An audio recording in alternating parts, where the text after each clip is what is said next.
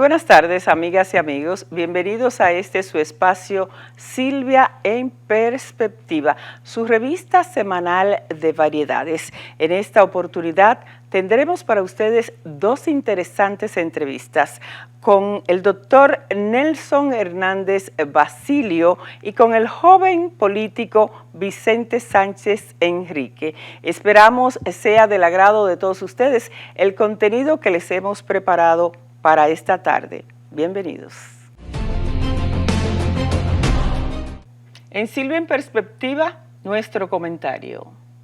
Sobre la situación del sector eléctrico, el experto en proyectos eléctricos Bernardo Castellanos advirtió que la falta de inversión del gobierno en el sector eléctrico, especialmente en las distribuidoras, pone en riesgo la estabilidad del sistema de distribución de energía eléctrica. El ingeniero eléctrico sostuvo que las empresas distribuidoras de electricidad, EDES, llevan más de 3 años sin comprar materiales eléctricos, por lo que se encuentran en un estado crítico de desabastecimiento. Dijo que la falta de inversión que ha habido en estos 3 años de gobierno no la va a solucionar o no se va a solucionar en 9 meses. Al gobierno se le ha ido la guagua. Si la inversión la habrían hecho a principio de gobierno, hoy no tendríamos la crisis que tenemos, que es una bomba de tiempo, dijo. Entrevistado en un espacio, en un programa matinal transmitido por uno de nuestros canales hermanos, señaló que el gobierno está apostando a la energía renovable, lo que pone en riesgo al país con los apagones, por las fluctuaciones que produce la intermitencia de este tipo de generación. Consideró que lo que más impacta a la población es resolver el problema eléctrico y que el gobierno ha preferido gastar en subsidio que invertir en el sector eléctrico. El subsidio es un barril sin fondos y ese es el problema. Además de que este gobierno lamentablemente no hizo a tiempo la inversión que debió hacer en las distribuidoras, añadió. Señaló que la intención del gobierno ha sido traspasar los activos del sector eléctrico al sector privado, lo que no estuvo contemplado en sus planes de gobierno y en su propuesta de campaña.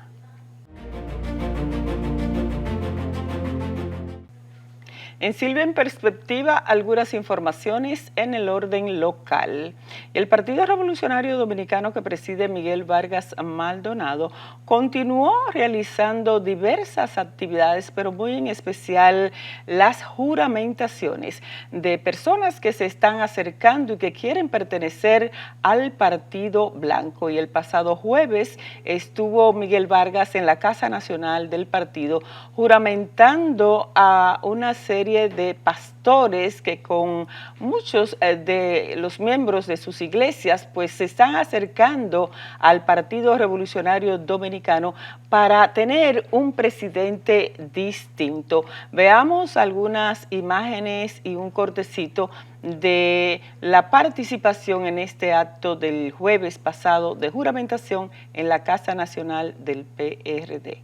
Y vemos cómo la CEPAL recientemente establece de manera clara en su último informe la preocupación por el rumbo que tiene de deterioro y retroceso la economía del país. Y eso es preocupante. Y eso es en todos los órdenes. Todos los sectores están afectados. Aquí se prometió resolver en el primer año el 50% de la inseguridad y se ha multiplicado.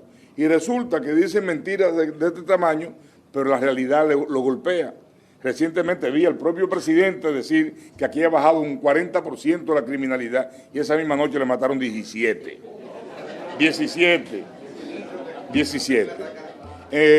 En fin, todas estas cosas evidentemente de incumplimiento, de mala gestión, porque la improvisación se impone en lo que es la gestión de este gobierno. Y en ese sentido nosotros estamos trabajando para cambiar las cosas de manera real. Y el director de Alianzas Público-Privadas, Sigmund Freud, informó sobre las obras hidrosanitarias, eléctricas, viales, la recuperación del frente costero, manejo de los residuos sólidos y construcción de los primeros hoteles, en las cuales hasta el momento se han invertido 400 millones de dólares. Explicó que en días previos a la fecha indicada para la apertura del puerto ya estarán listas la planta de tratamiento, el acueducto, la infraestructura para energía eléctrica, así como las vías y carreteras de acceso. Esto es referente a que el presidente Luis Abinader ha anunciado al país de que en diciembre vendrá el primer crucero a Pedernales. O sea que la gente de esa provincia de Pedernales va a tener ahí fuente de empleo con el desarrollo de toda esta parte turística que tiene que ver con Bahía de las Águilas, y Sigmund Freud pues está haciendo una ardua labor en lo que respecta a la dirección que preside. Esto es un proyecto que requiere del soporte transversal de todas esas instituciones y hemos podido lograr ya que todas ellas trabajemos de la mano mancomunadamente para el desarrollo de este destino conforme a la visión que usted tiene. Y la senadora del Distrito Nacional, Farideh Raful, confirmó sus aspiraciones para continuar dirigiendo la principal plaza política del país. En el bloque de senadores del Partido Revolucionario Moderno PRM, acompañada de su padre, fundador del PRM y embajador Tony Raful, junto a un grupo de dirigentes de la capital, la legisladora reiteró su compromiso con la base de su partido y la sociedad. Señaló que la visión de mujer y madre no invita a sustitutos y que es hora de mantener los liderazgos consistentes. Añadió que su paso por el Senado de la República ha sido coherente con una conducta transparente y limpia frente al país. Estableció que luego de 20 años en manos del Partido de la Liberación Dominicana PLD, la senaduría del Distrito Nacional fue recuperada nueva vez por una mujer y un nuevo partido comprometido con los cambios que demanda la sociedad respecto de mayor transparencia y seriedad en el manejo de los recursos del Estado.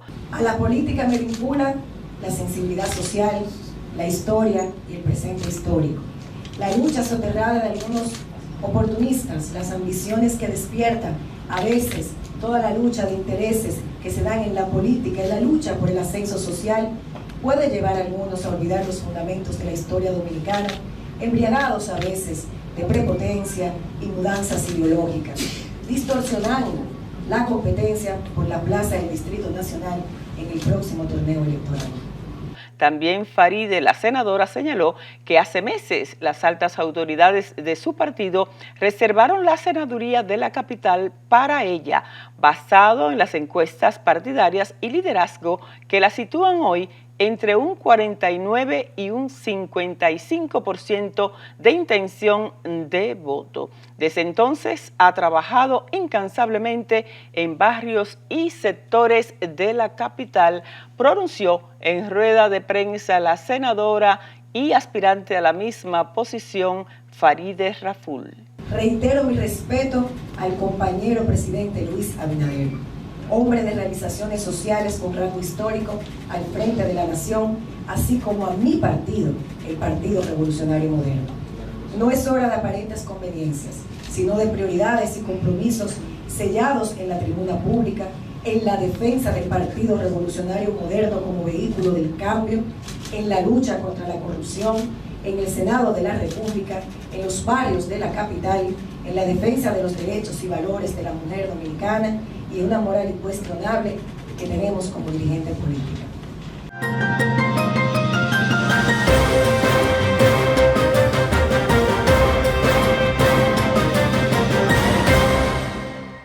El Sistema Unificado de Gestión de Pagos, SUGEP, es una herramienta única para tramitar y validar las órdenes de pagos en todas sus modalidades. Principales ventajas: tramitación de las órdenes de pagos en tiempo real desde cada institución pública, control automático de los contratos y órdenes de compra, política cero papel, medición automática de todas las actividades, permitiendo su monitoreo y la toma de decisiones oportunas, optimización de los tiempos en las unidades de auditoría interna. La transparencia, la ética y la honestidad es innegociable en este gobierno y es la mejor política que se puede hacer. Contraloría General de la República, más control, eficiencia y transparencia. Dar el primer paso nunca ha sido fácil, pero la historia la escriben quienes se unen a los procesos transformadores, impactando la vida de las personas en el trayecto. Este es el momento para que te unas a la conformación de los colegios electorales y hagamos un proceso histórico en favor de la democracia. Nuestra democracia. Para más información, accede a nuestro portal jce.gov.do. Junta Central Electoral. Garantía de identidad y democracia. La salud debe ser una prioridad para nuestro país. Es por eso que agradezco y reconozco a médicos, enfermeras y a todos los trabajadores del sector por su dedicación y esfuerzo diario, trabajando por el bienestar de nuestra gente. Es hora de una política distinta que brinde al sector los recursos adecuados, la tecnología y los beneficios laborales necesarios para garantizar una atención de calidad e integral para todos.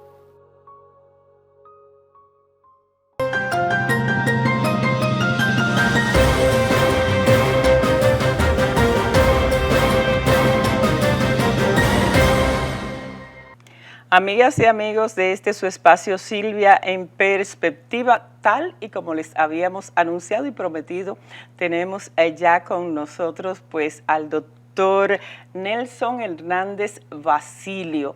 Él es un destacado profesional de la República Dominicana que emigró a los Estados Unidos de manera normal, por supuesto, y entonces ha tenido la gran oportunidad de poder radicarse allá y desempeñarse profesionalmente. Tiene un currículo muy vasto, muy amplio, que si nosotros fuésemos pues a traer todo lo indicado en el mismo, de seguro que el tiempo que tenemos para la entrevista se nos iría. Pero ha logrado y es el director de soluciones psicoterapéuticas, ¿verdad que sí, doctor?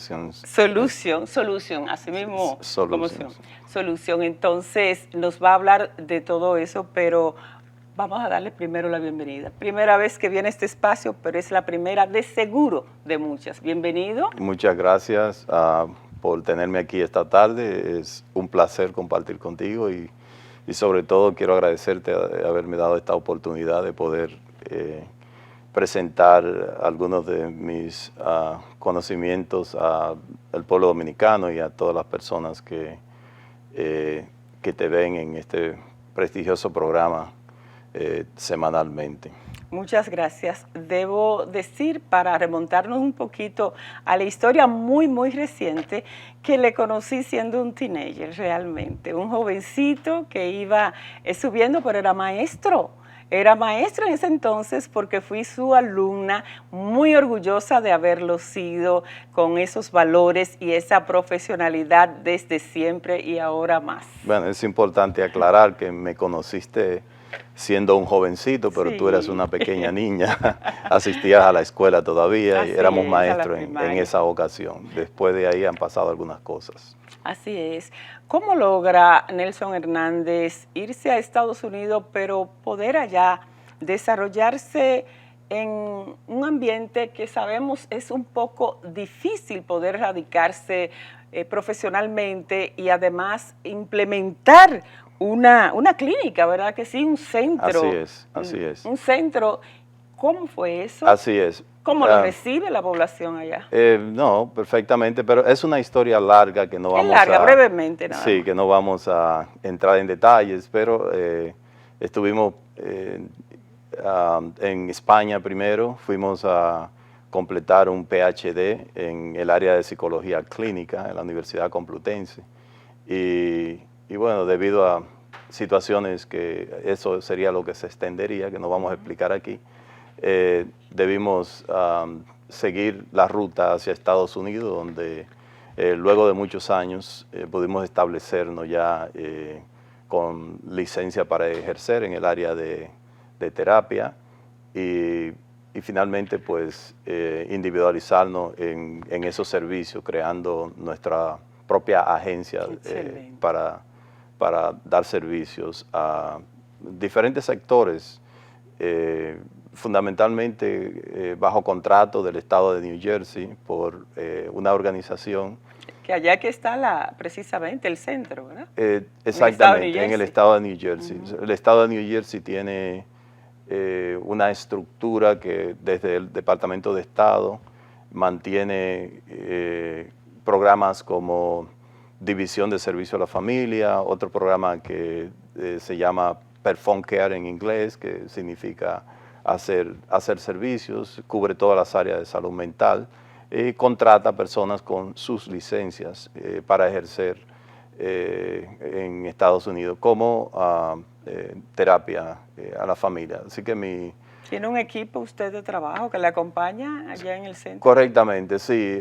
Por ahora tenemos un staff, como le llamamos, grupo de profesionales, la mayor parte bilingües y egresados de diferentes universidades del mundo, fundamentalmente dominicanos. Tengo personas de otras nacionalidades, obviamente, que trabajan conmigo, también colaborando en los servicios de salud mental. Excelente. ¿Qué podríamos traer a la República Dominicana de esa especialización, de esa experiencia que ha adquirido Nelson Hernández en gran parte del mundo, Europa, pero básicamente en Estados Unidos donde tiene? ¿Y qué podemos hablar aquí de la educación especial? ¿Qué nos puede traer y cómo andamos? ¿Cómo has visto el sistema? Sí, por muchos años he tratado, porque comparto mi vida entre Estados Unidos y mi República Dominicana, por mucho tiempo he tratado de conectarme con autoridades del sector público, del gobierno, diferentes gobiernos se puede decir, y presentarles diferentes proyectos en los que he estado trabajando y he adquirido experiencia. Uno de ellos es formulación de unos nuevos programas dentro del sistema educativo dominicano que podrían elevar la calidad del sistema de educación dominicano.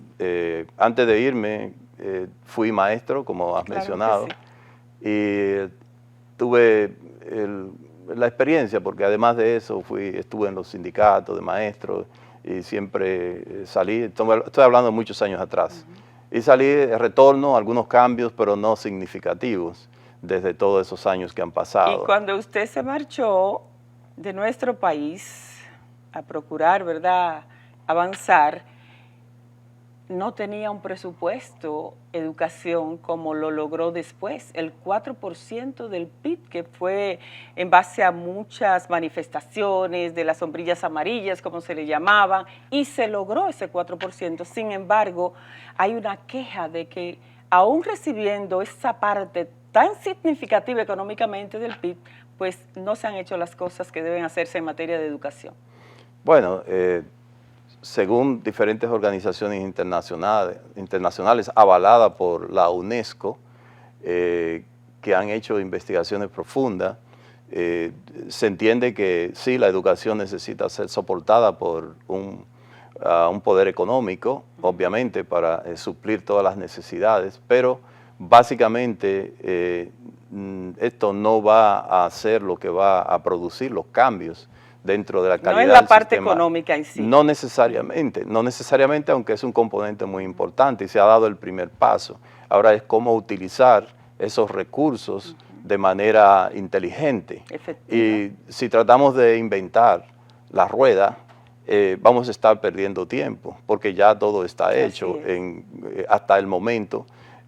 Muchos otros países, aunque le llamemos países del primer mundo, pero tienen sistemas que han logrado superar ciertas barreras. Y entiendo yo que esos programas que funcionan no solo en el continente americano, sino también los europeos han dado pasos gigantescos de avance, sobre todo cuando se trata de crear una clasificación adecuada o un sistema de educación especial adecuado que permita que los estudiantes que entran a una aula puedan tener la acomodación que requiere. La palabra clave aquí es acomodación, que tengan la acomodación para ellos aprender al nivel que ellos son capaces de aprender. Eso, lo único que se puede hacer con esto es crear un sistema de educación especial que sea efectivo y de manera científica. Muy bien, vamos a hacer una breve pausa para cumplir con algunos compromisos y retornamos de una vez para continuar con esta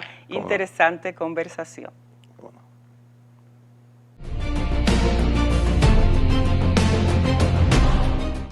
Continuamos conversando con Nelson Hernández Basilio y él nos ha contado una serie de cosas que son sumamente interesantes, pero al inicio de esta entrevista nos decía rápidamente de un proyecto que tiene, que lo ha estado trabajando y que quiere que República Dominicana pueda adoptarlo.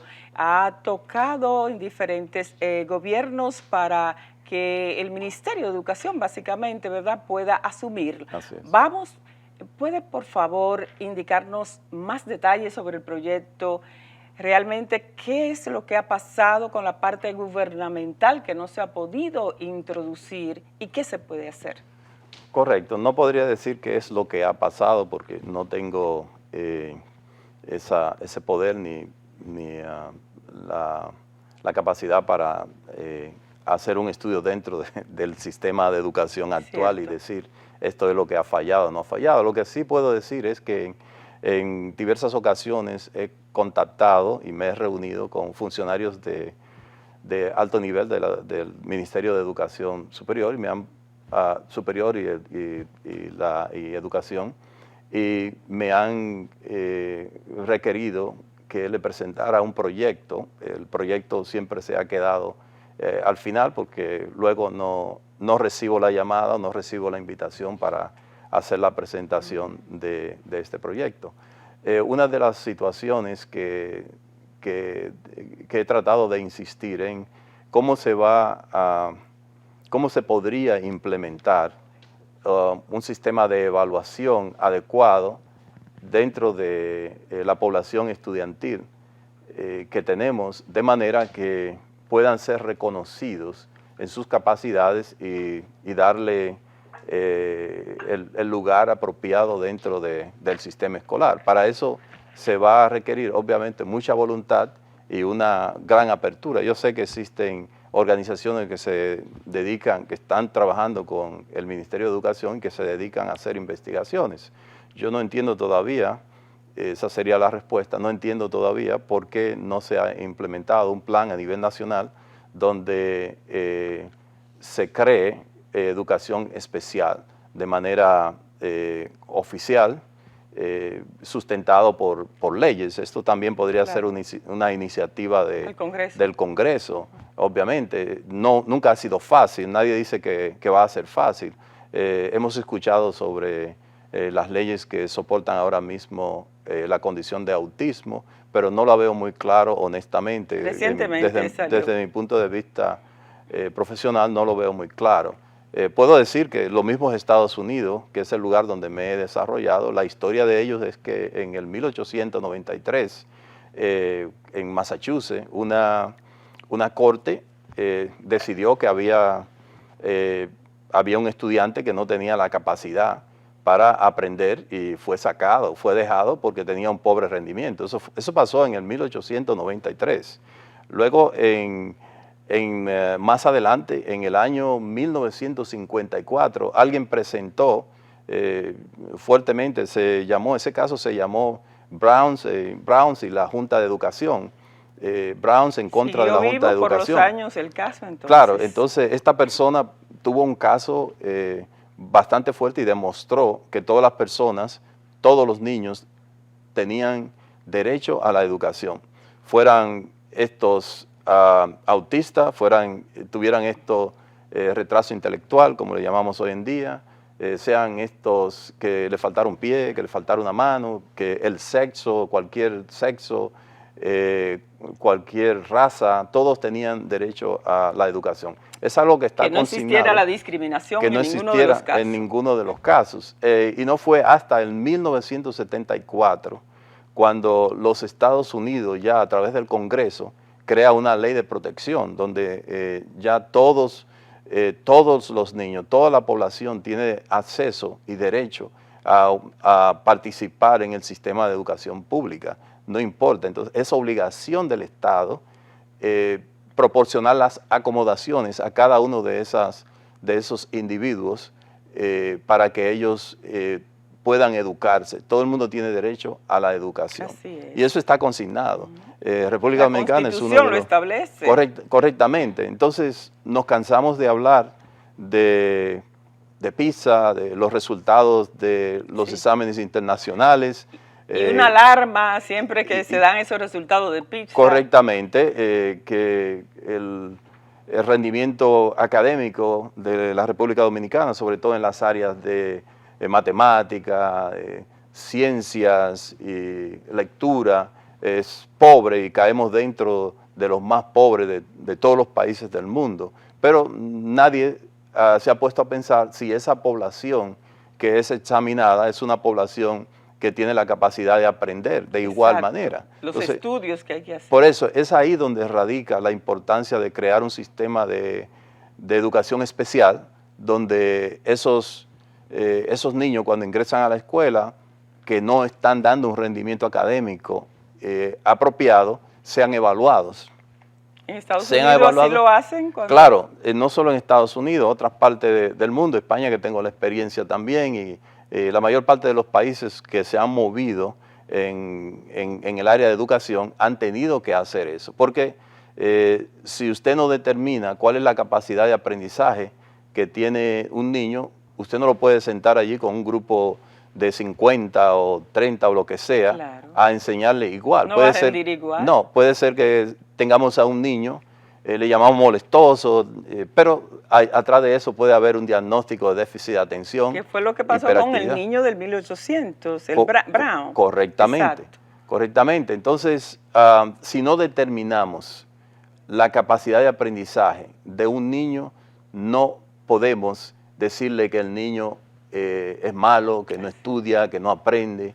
Entonces, para esto, el proyecto lo que plantea es que las escuelas dominicanas pueden ser divididas en distritos, aunque ahora se habla de distritos escolares, que sean distritos que cubran varias escuelas, que tengan escuelas, y dentro de cada uno de esos distritos escolares haya un grupo multidisciplinario que en inglés podríamos llamar un Child Story Team. Es un grupo de evaluación que tan pronto el maestro detecta dentro de las aulas un estudiante que no está dando el rendimiento académico que se espera, referirlo con la autorización de los padres y presentando la situación, referirlo para fines de evaluación.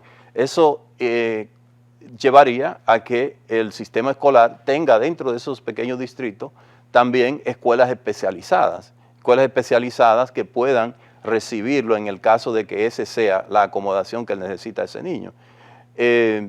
Por ese lado, ¿no? Por ese lado, esa sería la presentación inicial. La evaluación que se hace en ese equipo multidisciplinario consta de 3, no voy a extenderme, solo voy a mencionar.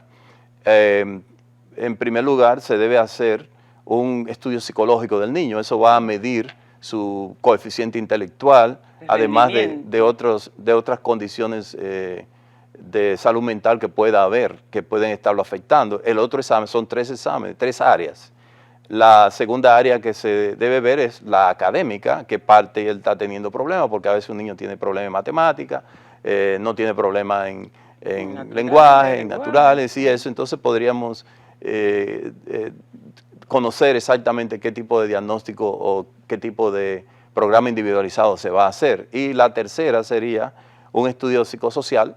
Son 3 componentes, mencioné el académico, mencioné el psicológico y el psicosocial. En esa parte ya habría que abundar un poquito sobre el ambiente en que vive el niño, su historia. A veces las condiciones de aprendizaje o el rendimiento académico o lo que muestra un niño está condicionado por dónde vive, su historia, con quién vive, cómo es tratado, si se alimenta adecuadamente, qué ambiente familiar, si viene de un hogar de abuso, todo ese tipo de investigaciones se hacen en el psicosocial. Serían 3 aspectos que hay que ver. De allí entonces se determina si ese niño debe ser clasificado como un estudiante especial para darle las acomodaciones que él necesita. Pero el centro debe existir para poder darle la acomodación. Debe existir dentro de las mismas escuelas, se pueden crear clases especiales. Y debo decir que a veces no hay que llegar a la clasificación. Si se crea un programa especializado, en el caso de que detectemos que hay un niño que tiene deficiencia en un área en particular, puede ser ayudado sin la necesidad de clasificarlo, quizá poniéndolo en un curso con menos niños, un curso especial. Se le puede dar el nombre que se desea. En Estados Unidos le dan un número, pero aquí se podría crear un área para eso nada más, que haya maestros que se dediquen a ayudar a tutorear a este niño en esa hora en particular, donde él necesita atención individual. Este proceso de la clasificación va a terminar con un programa individualizado que debe ser renovado cada año. Cada año se regresa, se revisa ese plan individualizado, exactamente. Hoy en día la experiencia que tenemos es que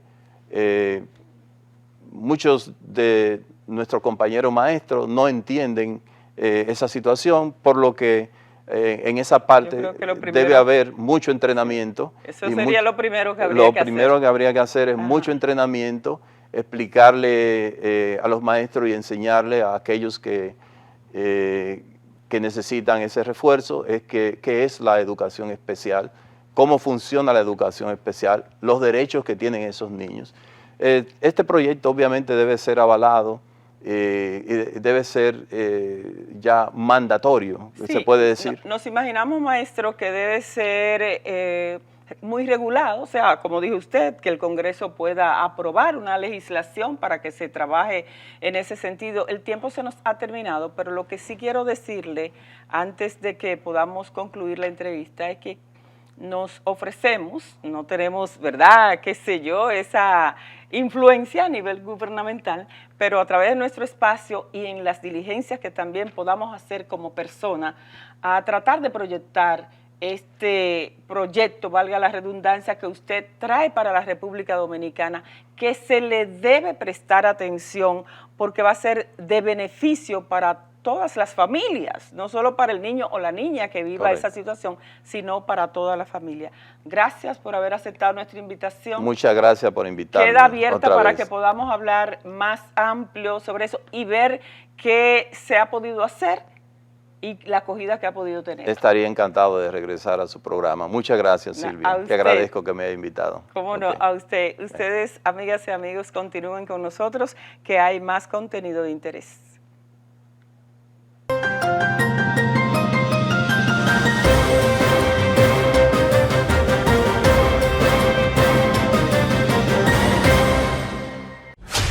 En el Departamento Aeroportuario procuramos el buen funcionamiento de nuestros aeropuertos internacionales, domésticos y helipuertos estatales, incorporando nuevas infraestructuras que darán soporte a nuestra red nacional de helipuertos. Con eficiencia y transparencia, trabajamos en el desarrollo de la región sur con la construcción de 2 nuevos aeropuertos.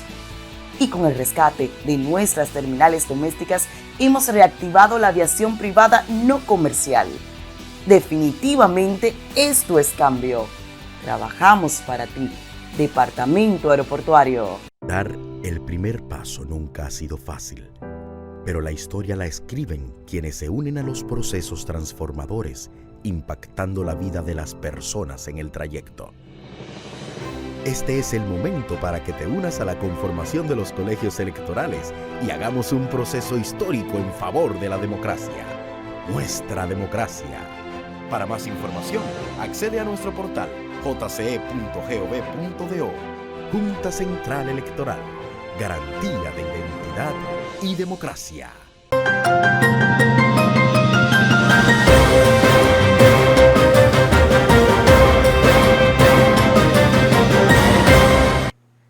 Amigas y amigos, les habíamos contado que en el día de hoy, en esta tarde de este sábado, teníamos en nuestro programa 2 invitados especiales y ya entramos a esta nuestra segunda entrevista, y si la anterior nos encantó por el área de que se trataba y la persona de quien se trataba, esta pues también. Miren, les cuento que este jovencito que les voy a presentar ahora, yo lo veía así a él chiquitito, sí, y nos abría la puerta con tanta delicadeza y tantas atenciones que cuando ya yo lo vi grande así, yo dije, no lo puedo creer que este es el atento niño que cuando íbamos a algunas reuniones a su casa, pues estaba ahí siempre.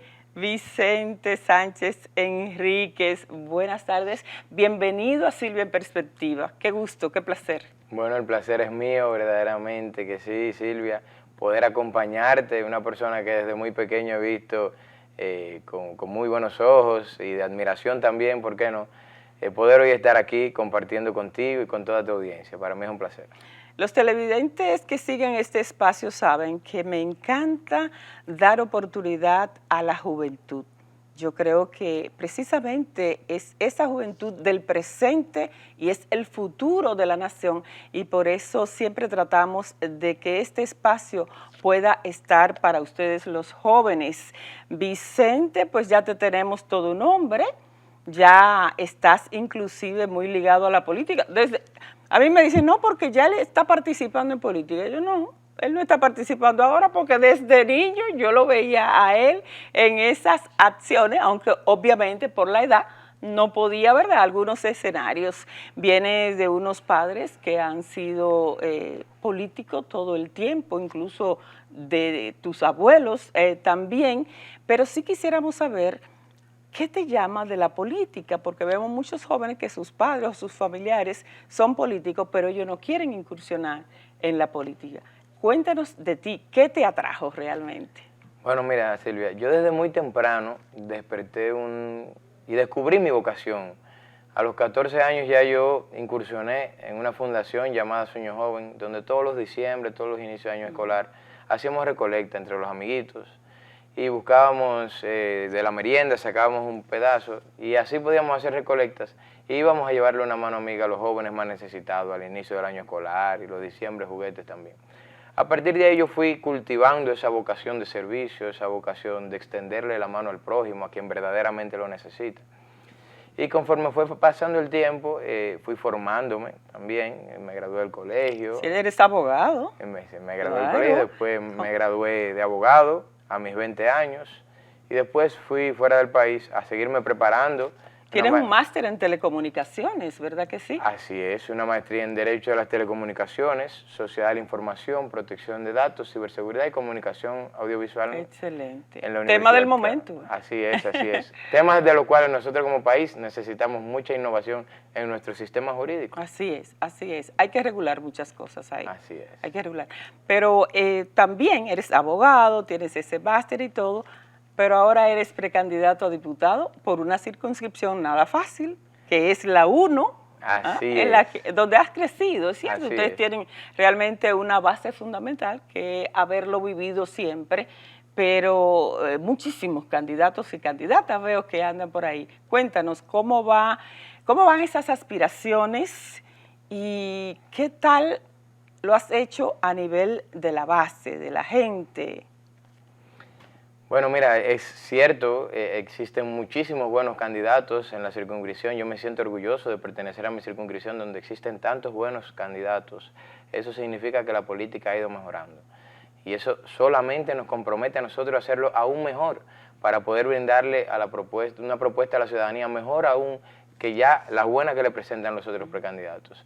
Yo debo de confesarte, siendo auténtico, ¿verdad? Debo de confesarte, Silvia, que soy el precandidato a diputado más joven de todo el país. Con mis 25 años decidí dar el paso al frente. Y mucha gente me decía, oye, Vicentico, pero esa circunscripción es muy competitiva, es muy delicada. Y yo decía, pero precisamente por eso, bueno, aparte de que yo estudié aquí, he vivido aquí toda mi vida, yo quise dar un ejemplo, no solamente a las generaciones adultas, sino también a mi generación, a los jóvenes que son de 18, 25, 26 años, y demostrarle a esta sociedad que los jóvenes también nos hemos preparado, también estamos listos para representar a nuestro país y también estamos listos para aportar lo mejor de nosotros, de nuestra juventud, nuestra preparación, a nuestra sociedad. Y que así podamos demostrar que la juventud no es solamente el teteo, que la juventud no es solamente esa parte negativa que han querido vender de la juventud. Es preparación, es trabajo, ¿verdad? Sino que aquí habemos jóvenes que nos hemos preparado y le hemos entregado los mejores años de nuestra vida a nuestro país y al servicio a nuestro país, para que entonces la ciudadanía sea quien ponga en una balanza y pueda elegir quién verdaderamente lo va a representar con mayor dignidad. Así es. ¿Y cómo haces para poder llegar en esta circunscripción que ha crecido hacia arriba, como decimos popularmente, y que hay focos, es verdad, de sectores populares como Los Praditos, El Manguito, Los Kilómetros, Manganagua, La Yuca, que es un pequeño territorio dentro de unos sectores bastante poderosos, pero y ahí es fácil llegar, o sea, tú vas y los visitas, pero y a estos condominios, ¿cómo llega Vicente para su promoción y que le puedan conocer y saber que estás en búsqueda de esos votos? Tú sabes, Silvia, que en la circunscripción número 1 se contrastan diversos círculos, como bien dices. Existen esas comunidades que son un poco más deprimidas, pero que son y se caracterizan por tener gente buena, gente de gran corazón, gente que te brinda un cariño a flor de piel. Yo, por ejemplo, camino en Los Kilómetros, en La Yuca, y cuando yo veo a mi gente querida que sale, me brinda un abrazo, porque sabe que yo no voy ahora por tiempo de campaña, sino que han ido desde muy pequeño, como tú dijiste. Sí, puedo dar testimonio de eso. Mi casa siempre ha sido la casa de la gente, la casa que no hay que ir con poses, no hay que ir con la vestimenta más cara, sino que van todos los compañeros de nuestro partido y han comido eternamente en nuestra casa, en nuestra mesa, a la misma hora que nosotros comemos. Nosotros somos de la gente. Si usted me pregunta hoy en día, ¿cuál es tu comando de campaña? Mi comando de campaña en mi casa. Porque nosotros hacemos una política integral. Nosotros creemos bastante que la política debe hacerse con compromiso. Y cuando usted le brinda al dirigente o a ese compañero que está haciendo un gran esfuerzo por apoyarlo en su candidatura, donde usted vive, le abre las puertas de su casa, yo creo que eso brinda mayor confiabilidad, incluso para la gente que está trabajando con usted. Cuando nosotros hacemos una campaña basada en propuestas. Nosotros creemos firmemente que la política debe de basarse en eso, en propuestas que vayan a mejorar la calidad de vida de la gente. Y eso lo toman en perspectiva todos los sectores, porque, en fin, es mejorar la calidad de vida de los dominicanos, independientemente de cuál sea el sector en el cual usted viva. Y en esos sectores, también como Nauco, Piantini, la gente es muy crítica, y muy bien que sea así, porque la gente tiene la oportunidad de evaluar tus propuestas, de evaluar tu formación, de evaluar tu capacidad, pero también de evaluar tu legado, de dónde vienes y cuáles son tus costumbres, porque eso refleja, te saca un aproximado de qué tú vas a hacer ya cuando obtengas la curul. ¿Has conocido ya de lo que es el Congreso en sí? ¿Has investigado? ¿Crees que de llegar tú al Congreso Nacional podrían hacerse mejores cosas o cambiar? ¿Qué cambiarías, por ejemplo? Totalmente. Nosotros venimos con el sinnúmero de proyectos de ley, tanto de modificación como de nuevas introducciones, más innovadora de los últimos tiempos. ¿Por qué? Porque en el área tecnológica, que fue en la que nosotros nos especializamos, nosotros tenemos nuestras leyes en la actualidad totalmente desfasadas y que le faltan muchas actualizaciones. Por ejemplo, nosotros vamos a modificar con Dios delante, cuando lleguemos al Congreso, la ley 172-13, que es la ley de protección de datos personales y privacidad. En la actualidad tiene un aspecto meramente bancario, regulado por la Superintendencia de Bancos. Así es. ¿Cuál es la realidad de hoy en día? Una ley promulgada del 2013, totalmente desactualizada al momento, pero ¿cuál es la realidad de hoy en día? Un dato personal que debe de ser protegido por el Estado, es un derecho de la ciudadanía, debe de ser protegido no solamente en el aspecto meramente bancario, sino que eso trasciende esa frontera. Un dato personal es una foto íntima que usted comparta dentro de una relación de pareja adulta, que es válido, pero que después que se termina la relación no puede venir un desaprensivo a divulgarla a su antojo. Pero también un número de teléfono, la ubicación de su casa, son datos personales que deben de estar salvaguardados y protegidos por el Estado Dominicano. ¿Y qué sucede? Mira, vamos a tomarlo ahí, pero nos están haciendo señas que ya debemos hacer una pausa, pero muy breve. Perfecto. Así es que retornamos de una vez.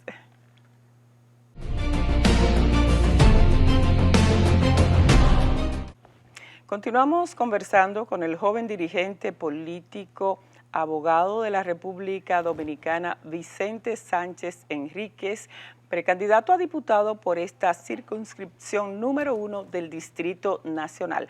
Cuando nos marchamos a la pausa, Vicente, tú nos estabas hablando de cómo debe regularse o cómo debe reformarse, ¿verdad?, la ley o las leyes existentes en el Congreso Nacional para esta parte de la tecnología. Cuéntanos un poco más. Y ahí mismo, para que puedas tú, pues el tiempo, aprovecharlo más, el aspecto del ciberdelito, de la pornografía infantil, del daño que causa todo eso. Bueno, te seguía diciendo, Silvia, que el tema del dato personal es algo que debemos de salvaguardar y que es un derecho que debemos de tutelar de forma rápida, efectiva y concisa.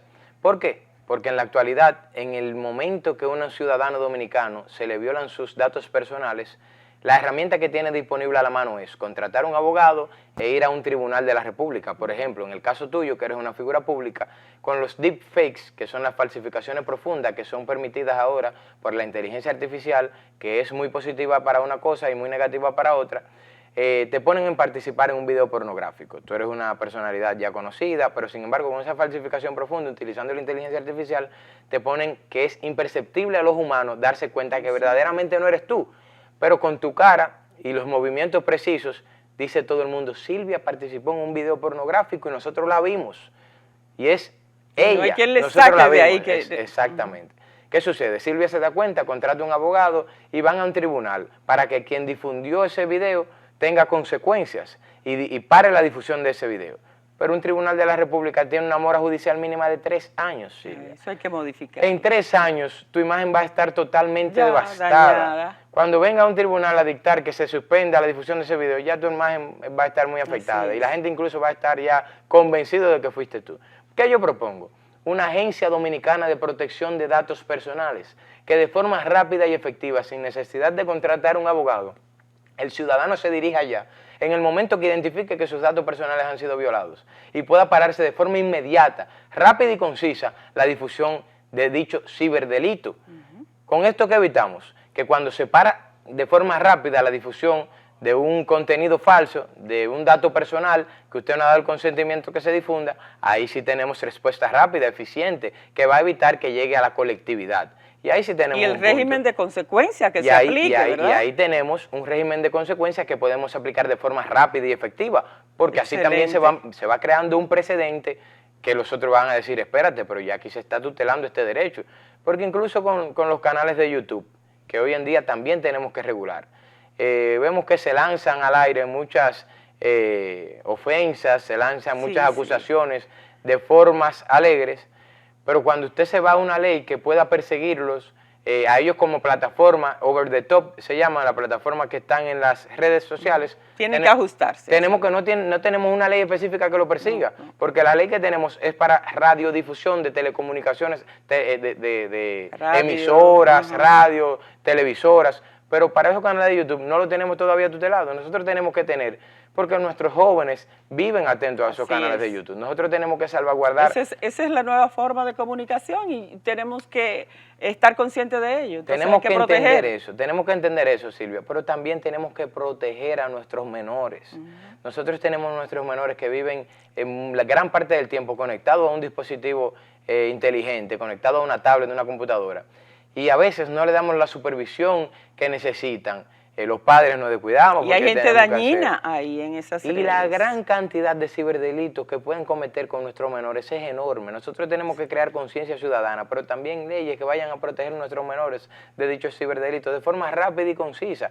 Que también exista, como tú dijiste, un régimen de consecuencias para esos ciberdelincuentes. Así es. Mira, la verdad que hemos quedado pues impresionada, excelente, me encanta ese proyecto que tienes para, desde que seas diputado, introducir al Congreso Nacional.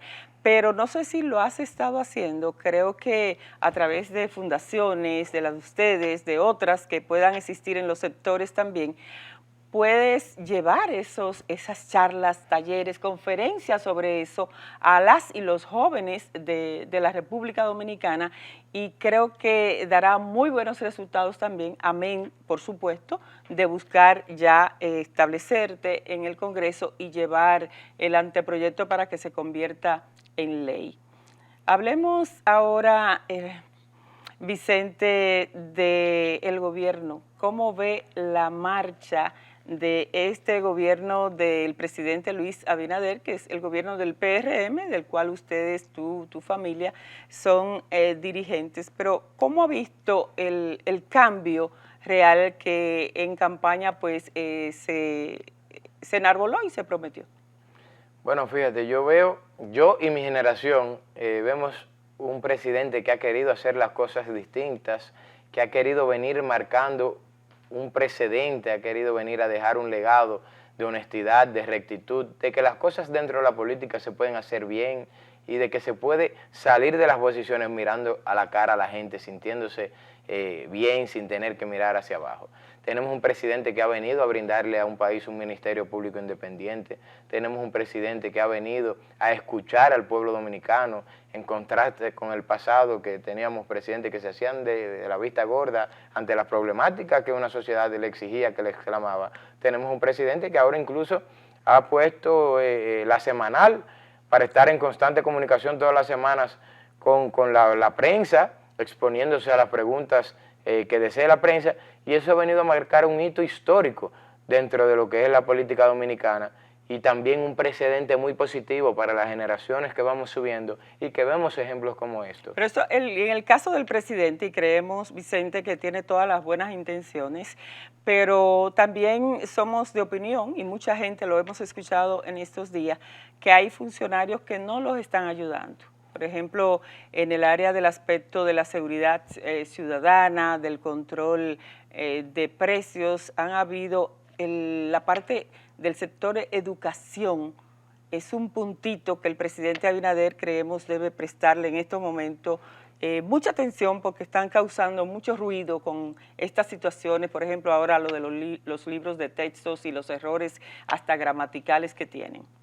Bueno, fíjate, yo sí veo a un presidente que se está enfocando en hacer reformas sustanciales a los problemas que vienen afectando a este país durante décadas, que no es un problema que tiene 3 años, ¿verdad? Por ejemplo, el tema de la seguridad ciudadana ha afectado, se puede decir que la historia republicana, desde que se concibió la democracia, venimos luchando como país con ese tema. Ahora vemos un presidente que le da la cara, vemos un presidente que va todas las semanas y encabeza un gabinete de seguridad ciudadana junto con las más altas autoridades, pasando revista, y eso brinda un metamensaje, incluso dentro de las mismas fuerzas castrenses, que el presidente, el mandatario, está al tanto de todas las situaciones que se van desarrollando para ponerle límite, porque todo el mundo sabe aquí. Vimos el aspecto del control en la frontera ahora. Exactamente, vemos un presidente que está atento a las problemáticas de su país, y eso verdaderamente es lo que anhelaba el pueblo dominicano. Vemos cómo la sociedad civil y en muchos círculos sociales piden a gritos 4 años más. La semanal, como se llama, ¿verdad?, su comparecencia con los periodistas, medios de comunicación que cubren la fuente del Palacio, ¿crees tú que es una manera de estar más de cerca con la población, o es, como dicen algunos analistas o la oposición en algunos casos, de que es para hacer campaña el presidente? Bueno, eso es evidentemente una forma de exponerse a que los periodistas de renombre de este país puedan hacerle la pregunta que deseen, porque no hay libreto ahí, ni a esos periodistas hay forma de hacerle libreto, pero obviamente que la oposición es muy debilitada, agonizante, tiene que buscar algo de qué hablar. Y ese es su trabajo, hay que entenderlo hasta cierto punto. Pero que tú contrastas que en el pasado teníamos presidente que no se le conoció el timbre de voz, y a un presidente que se está exponiendo toda la semana, que todos los periodistas le hagan la pregunta que deseen. Es participativo realmente. Totalmente. El presidente, y sale y comparece a los lugares realmente. Totalmente, totalmente. Vicente, déjale un mensaje a toda la juventud, sobre todo a toda la juventud dominicana, pero muy en especial a esta de tu circunscripción, por la que aspiras a ser diputado. Bueno, yo quiero dejarle un mensaje muy claro, un mensaje muy específico a todos esos jóvenes que se despiertan cada día con un sueño de hacer un mejor país, un sueño de aportar un granito de arena para que su país sea mejor. Y es que den un paso al frente, que se preparen y que sigan cumpliendo y tratando de cumplir sus sueños. Que lo único que es imposible es lo que tú no te propones. Mi nombre es Vicente Sánchez Enríquez, tengo 25 años de edad y con tu ayuda y la de Dios seré tu próximo diputado. Qué bien, excelente. Gracias, el niño convertido en un hombre de que 25 años ya, señores. Muchos éxitos, Vicente. Muchísimas gracias. Que llegues al Congreso Nacional y que sea para el beneficio de toda la población. Saludo a la familia, por favor. Claro que sí, se lo daré. Feliz de haberles llevado esta entrega de hoy sábado con estas dos interesantes entrevistas que hemos agotado. Esperamos que haya sido del agrado de todos ustedes y que Dios nueva vez nos conceda la oportunidad de estar con ustedes el próximo sábado. Pasen feliz resto del fin de semana. Bye bye.